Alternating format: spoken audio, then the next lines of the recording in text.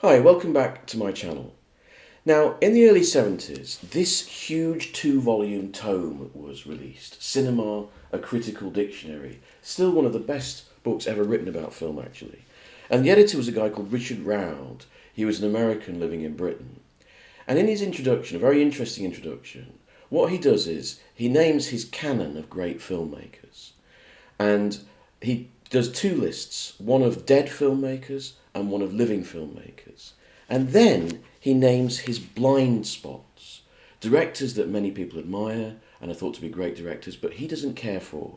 He names Eisenstein, Murnau, Mizoguchi, Rossellini, and Bergman, all of whom I admire actually. So those are his 5 blind spots. And I thought it'd be interesting in this video to look at my blind spots. Major directors who everyone seems to admire that I just don't really care for and have never really liked. And I wonder if you feel the same, or there's something about these directors that you find interesting, or there are other directors who you would name. So I'm going to look at 6 directors, and the first of them, and the major one of them actually, is Jean-Luc Godard. I have tried. I really have tried. I watched the early funny ones, the fun 60s ones, Breathless, Pierrot Le Fou, Bande à Part. I've watched the sort of tricky dicky early 70s ones, and I've watched a sort of smorgasbord, though by no means all, of the later video films and, things like from Adieu au langage to Passion to Histoire du cinéma. And I just don't like any of it. Maybe Le Mépris, I would say, from The Fire. But otherwise, I find his films arrogant, cold, and I find them the films of a magpie intelligence who's sort of, clipping around, thinking about things and chucking things at the screen, and nothing really gels into a cohesive whole. I still think the best criticism ever made of Jean-Luc Godard, and it's a very tough one, was made by the British critic Raymond Durniat, who said he cannot keep an intellectual hard-on long enough to probe for any responsive warmth. I think that is brilliant. In one sentence, it sums up everything that is wrong about Godard for me. That his intellectual hard-on, as Durniat put it, does not sustain, it's not coherent, it's a sort of magpie intelligence, it's fragmented. And it doesn't produce anything, for me, of any spiritual or lasting emotional warmth. And I suppose for me, Godard is a kind of cinema that I don't really respond to, which is kind of what you might call a cerebral cinema, where you're being asked to think all the way through. Jonathan Rosenbaum, a critic who I admire and is a great fan of Godard, one of the things I think he likes about Godard, and which I suspect quite a lot of critics like about Godard, is that he says that Godard's works are less works of fiction than works of criticism. And there you can see why critics might like Godard, because they see he's kind of one of their own, right? And that his works are criticisms of cinema. But I don't want that when I go to see the movies. I'm not interested in that. And maybe that's one reason why I don't really respond to Godard. I've read other critics who say that Godard produces some of the most beautiful films. Well, okay, fine, I don't see it. I really don't see it at all. I find his films obnoxious. I'm also constantly surprised by elements in them that I find troubling. The way he keeps calling on the Holocaust, almost as if it's his own intellectual property. A kind of easy crutch, really, to sort of display his own morality. That's a subject that needs more discussion, I know, but it just makes me uncomfortable. And also the misogyny in his films. I mean, lots of directors have been called misogynists. Tarkovsky's been called misogynist. Peckinpah has been called misogynist. Cronenberg has been called misogynist. I don't often see Godard called a misogynist. Yet the use of women in his films sometimes, the gratuitous nudity, leaves a little bit to be desired, I think. I'd be interested to hear other people's thoughts, but Godard is a director that I've always struggled with. The second director, the big director that I've struggled with, is D.W. Griffith.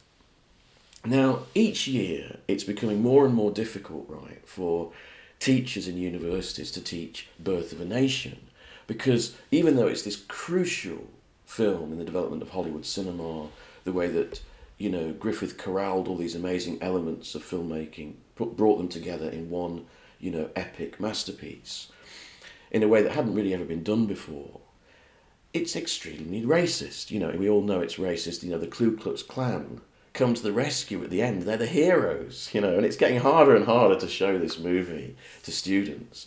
And the thing was that, you know, I'm very un-PC, and I'm the first to come to the defence of a work of art or a director that is cancelled or whatever. But you know what? It's harder and harder to defend Griffith because Birth of a Nation is a bit boring. I find it really tiresome to watch, and I feel the same way about Intolerance. I know Intolerance was this incredibly influential movie in the late teens, early 1920s. So many people tried to ape it and imitate it. I know that these are crucial works of cinema. I just don't enjoy watching them very much. I've never been able to really grasp Griffith to my bosom. The same with Chaplin, actually. I admire Chaplin immensely as an actor and as a performer. He was a genius. But I just don't like watching his films, and I think the reason may be the same, in that though Griffith and Chaplin were arguably among the first to master this modern art form, they both had the sensibility of a Victorian. When you look across cinema of that time, for example in France, you discover someone like Louis Fouillard, who makes these kind of really entertaining serials with wild, over-the-top plots with supervillains that seem to anticipate the work of Fritz Lang and the Dr. Mabuse films, you know. They seem so modern and fun and light on their feet. And I just, you know, same with Buster Keaton's films, you know, and Griffith and Chaplin seem heavy, brilliant, but they seem to be lugging along the sensibility of the past into the 20th century. That's how it seems to me anyway.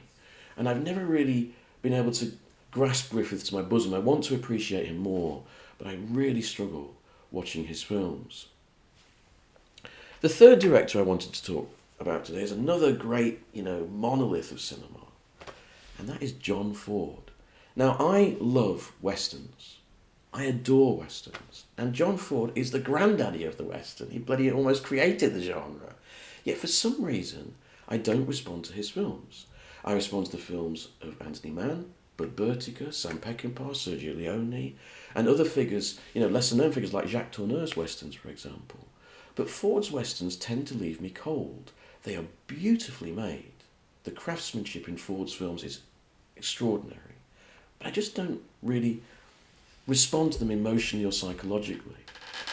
And I suppose how I would try to sum this up is, let's say you go into an art gallery, and one of the first paintings you see is this great big canvas, this canvas of a battle or a ship at sea, and it's brilliantly painted and it's really stunning and it's great eye candy, and you think, wow, that's really good. Then you go inside and you see quieter paintings, smaller paintings, but with just such precision and beauty that really get to you. I feel that Ford is the painting outside. It's the battle scene, it's the fantastic maritime scene. It doesn't touch me. It impresses me, but it doesn't touch me. I feel the same way actually about Akira Kurosawa. I'm a great admirer of Japanese cinema, and there are many Japanese directors I love. Kurosawa, you know, the one that all Western people are supposed to access Japanese cinema through, doesn't really do it for me. Again, I can see the craftsmanship is extraordinary, but I find his films, you know, like Ford's, they're painted with broad brushstrokes, right?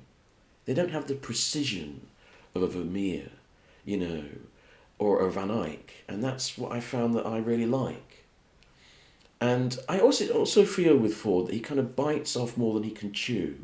He takes on these very chewy discussions of the origins of America and the West in films like The Searchers and The Man Who Shot Liberty Valance, and then he kind of fudges it, you know, so he always casts John Wayne so that you kind of know he's your sympathetic figure, even if he's a kind of, in the script at least, he's a shady figure, an ambiguous figure, but because he cast John Wayne, you're supposed to sort of always sympathise with him anyway. In The Man Who Shot Liberty Valance, he tries to discuss what is the real beginning of the West, which is a very interesting idea, that in order for the politician to succeed, the good man to succeed, he has to have a bit of a bastard who does the hard work for him. But then he fudges it by deliberately feminising, in a rather grotesque way, the James Stewart character and making him seem soft and stupid. And then, you know, John Wayne is made sympathetic instead of being an aggressive bastard, which would have made the story more hard-hitting and given it more punch. In some ways, they should have moved it along so that the man who shot Liberty Valance was Lee Marvin, right? The Lee Marvin character in the film, and that Liberty Valance was even worse. Then the film would have had real punch. You know, imagine if the Searchers, instead of casting John Wayne, he'd cast, oh God, what's that actor's name? Robert Ryan. Now you start to see a different film. Ryan is always a more ambiguous actor, likeable and handsome, but also sort of slightly dangerous. Then the film would have had more bite to it. I always think that Ford fudges what he's trying to say. It's also interesting, just before we go on to the next person I want to talk about, another director I've always had a hard time with is Howard Hawks, who with Red River and Rio Bravo is the other great granddaddy of the Western. But I think that Fawkes is more simple to explain, because Hawkes, I think, is a major director because of history, right?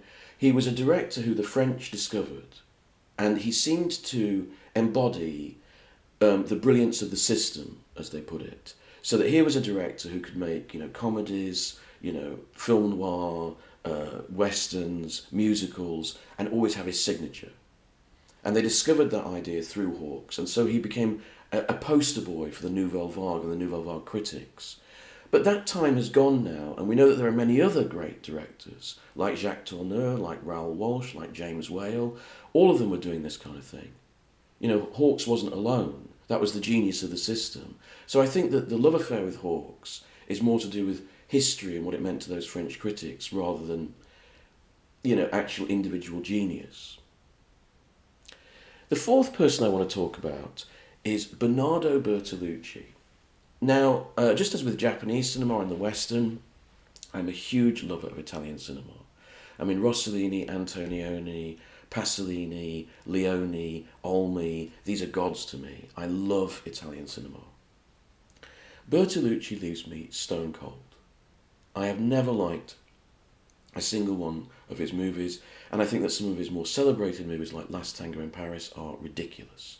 Even with Marlon Brando, you know, sort of exposing himself, I find that film utterly ridiculous and stupid.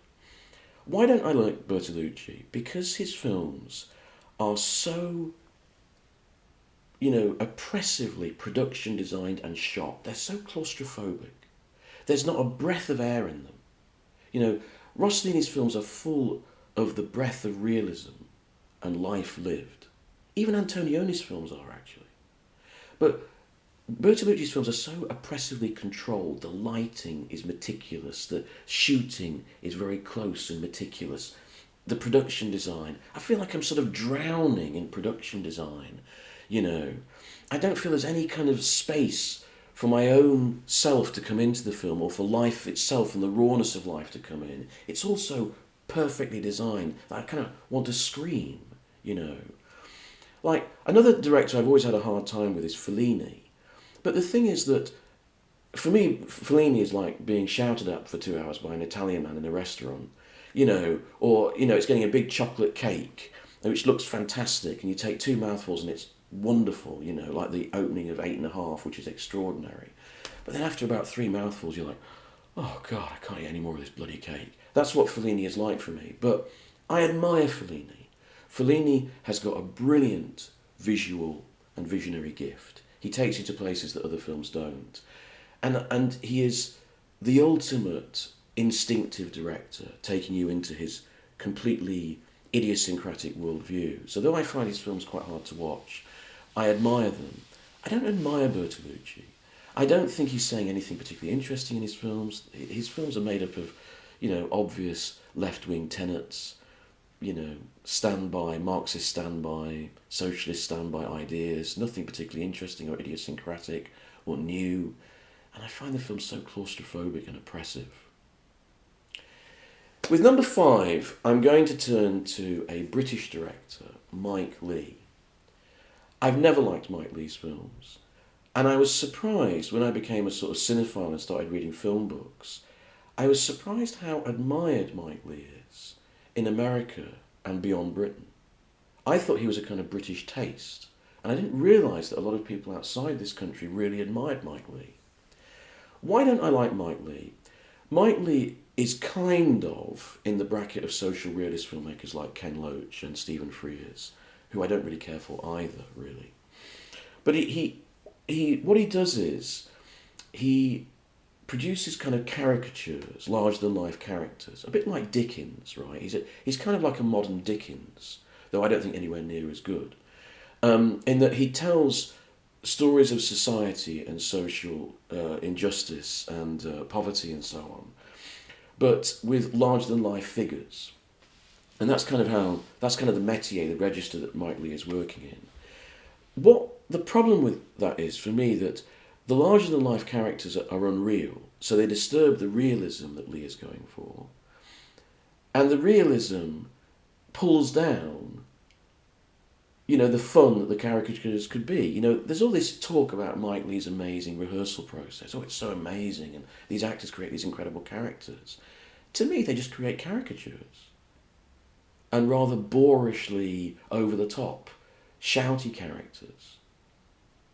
And I think, well, what am I supposed to be admiring here? What am I supposed to be? Is this supposed to be a realistic portrait of Britain? If it is, why is it so lip-lickingly sneering of people in the lower middle class, or working class people who aspire to some kind of material comfort? I've always disliked that about modern British social realist directors, the way they kind of sneer at anyone in the working class who makes any money, or gets a job, or wants to better themselves. They're the subject of a tremendous disgust, almost. I mean, look at the portrayal of the landlord, for example, in Naked. I find that really distressing and uncomfortable. So I'm not a great fan of Mike Leigh, and I wondered if anyone else felt the same way. I will admit that there are some films of his. I admire Naked because it has a very good performance by David Thewlis. I admire Topsy Turvy, which I think is a very good portrait of theatre in that era. But his more social realist films leave me very troubled. And finally, I thought I'd bring this video up to date and talk about a more modern director. There are many modern directors who I just don't understand the appeal. Wes Anderson, the Coen brothers, I could go on, right? But one I'd pick out is Paul Thomas Anderson, or as he's known by his advocates, PTA. Yeah, PTA. And he's kind of like the guru, isn't he, of modern cinema? He's the guy, isn't he, PTA? Yeah, you've seen The Master. Oh my God. And every time I watch a Paul Thomas Anderson film, I keep thinking of those two categories in Andrew Sarris's American cinema. Strained seriousness, i.e. pretension, and less than meets the eye. And I keep thinking they describe Paul Thomas Anderson brilliantly to me. That's what I see. When I saw The Master, that's what I saw. I went back again a week later. I was so worried that I had missed it. Everyone else was going on about how fantastic it was. I went to see it a second time. I don't very often do that with movies. I like to let them breathe before I see them again. But I went back to see it a second time, and I thought I was right. There's not much there. It's very simple. The characters don't change very much. And actually it's a bit of a bore. And this leads me to the other thing I want to say about Paul Thomas Anderson. I read a very witty critic somewhere once who said that all art has to have methods of survival. It has to sort of give you bits of pleasure so that you'll keep watching it. So if it's a difficult work of art, right, it has to give you a little bit of pleasure to keep you going. Francois Truffaut once said of Ingmar Bergman's Cries and Whispers that part of the reason it was such a success is because of the red walls of the house in which it's set. So it gave the audience this kind of warm, womb-like feel, And I think we underestimate that, Francois Truffaut also spoke about the special appeal of snow films, because snow appears so beautiful on camera, And films, like all works of art, have to give us some pleasure, And often when I'm watching Paul Thomas Anderson, I think, where's the pleasure? It's almost as if he's kind of bullying us into submission, bullying us into accepting this as a work of art. I'm not going to give you any pleasure. I'm not going to give you any characters that are particularly likeable. I'm going to give you a music score that's quite stern and jagged and jangly. I'm going to give you a story that doesn't have a smooth transition from beginning, middle to end, but jaggedy all over the place. And I'm just thinking, what am I watching this for? What's the point? And you know, you're saying that I've got to watch all this art, and yet There Will Be Blood is a fairly straightforward discussion of the genesis of America, you know, oil and religion, money and religion. Well, I didn't know that. Thanks very much. You know, Magnolia, oh my God, sitting through that is like, you know, someone trying to make art out of the Jeremy Kyle show. I just, and then there was that awful film Phantom Thread. I kind of agreed with Jennifer Lawrence about that film. You know, a friend of mine said, "Oh, it's a brilliant black comedy on, you know, the pomposity of the male creator." If only I'd seen that. All I saw was this intensely irritating relationship drama in a rather pompous and self-important costume drama. So, if you are a PTA fan, let me know why in the comments. I'd genuinely be interested. I just don't get his films at all. So those are some blind spots of my own. There are others actually, but I thought I'd just leave it at 6. And I'd like to know what your blind spots are, the major directors or really highly regarded directors that you don't get on with. Or if you've heard me talking about these directors and you really like them, tell me why you like them. I'm really interested. And please like and subscribe. Thanks very much.